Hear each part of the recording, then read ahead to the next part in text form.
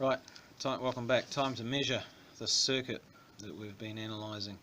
I've built the circuit here, and hopefully that will not be a problem for you. Of course, you will be building a different circuit, different exercise that you'll have. Seems a little muddy, this video, but anyway, we'll carry on, see what happens.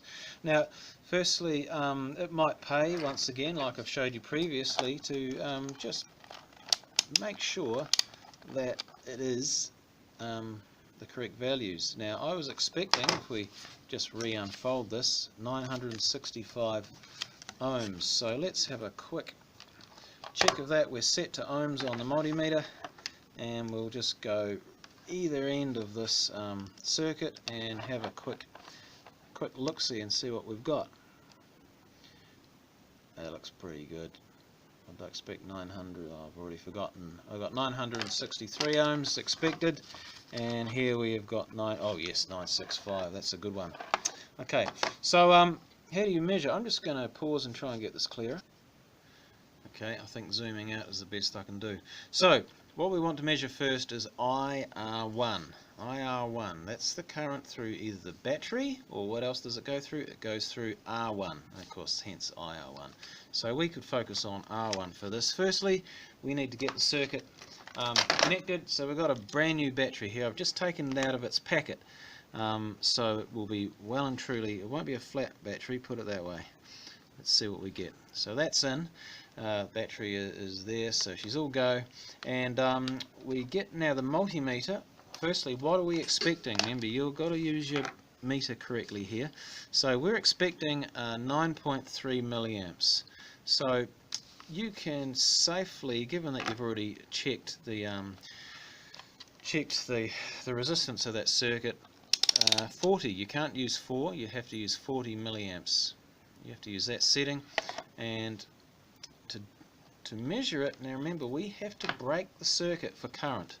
So we're going to go, alright, we're going to have to remove the leg of one of the components that it is going through. Now I said the 560, but let's actually, it's a bit trickier to do that. So let's actually just remove a leg of the battery, because that current IR1 does go through, or I1 does go through the battery. So we're going to reconnect the battery. See, there's the red leg there, and we're going to connect that to the red probe of the meter, and then we're going to put this probe back where this red battery wire was. So that was here, not across the other side where the black is. That's bad. Okay, so we put it there, and we have 10.02 milliamps. So we'll just put that in and make a comparison. Oops, there goes the multimeter. 0.02, look, 10.0 milliamps. Does it look a bit on the high side?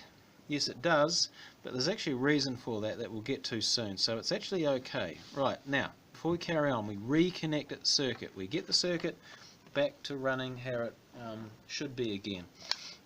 And we're going to now, our next one to look at is IR2. IR2, so which is R2? That is the 1K up the top here.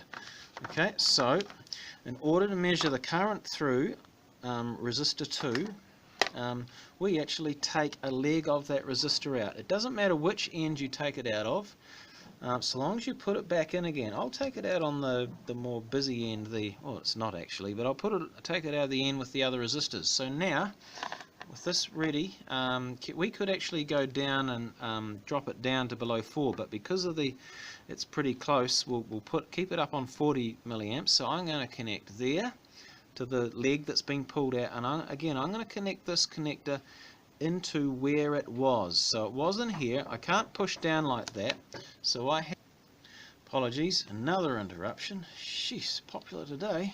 It's not like me.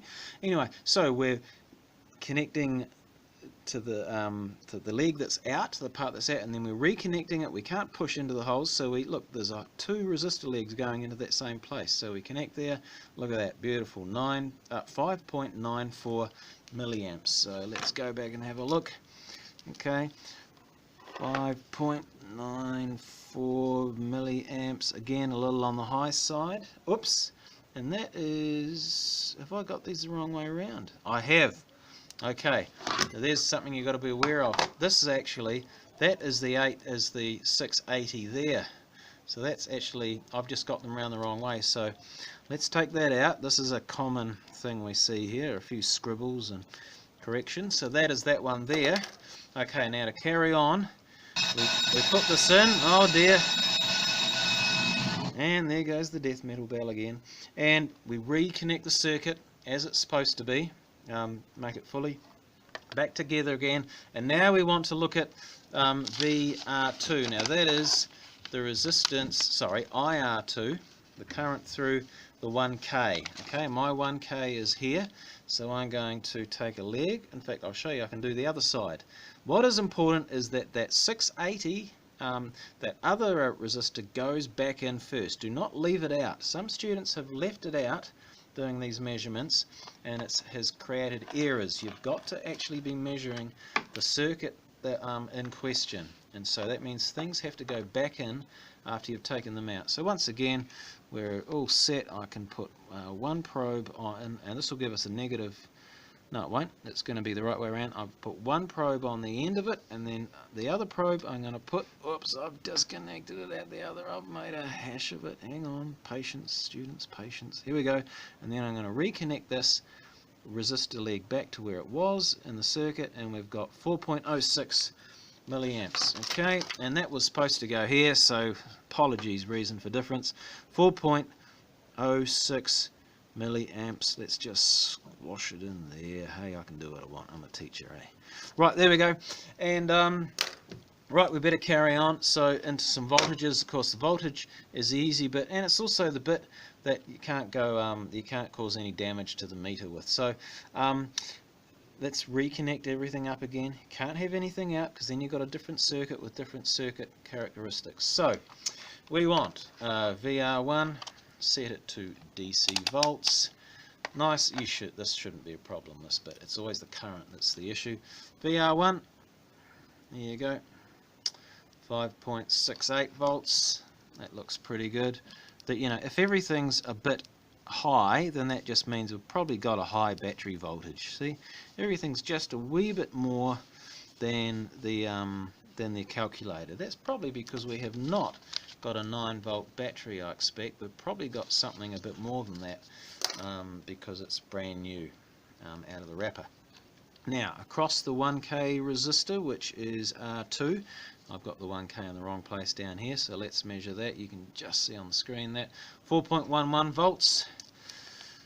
Not that it actually makes any difference here, does it? Because of course that voltage is the same. If we go across the 680, it is the same. It will say this. Oh, it's gone down. It's just got a little bit flatter. And can you see that?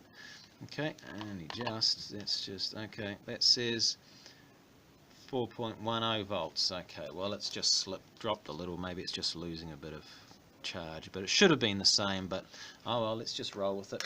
Okay, there they are. Let's face it.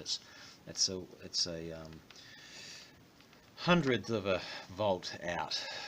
Okay, now lastly, in fact, sorry, let's leave that meter on because we're looking for reasons for difference now. And what I would do is again keep the circuit connected and just measure the actual voltage across the whole circuit, which is the voltage of the battery. And let's see what we've got. We have got, look at that, 9.74 volts. Okay, I'll just put battery V equals 9.74. That is, you know, nearly getting closest to 1 volt higher than the expected 9 volts. So that will throw everything up. Hence that all makes sense. So battery voltage is high.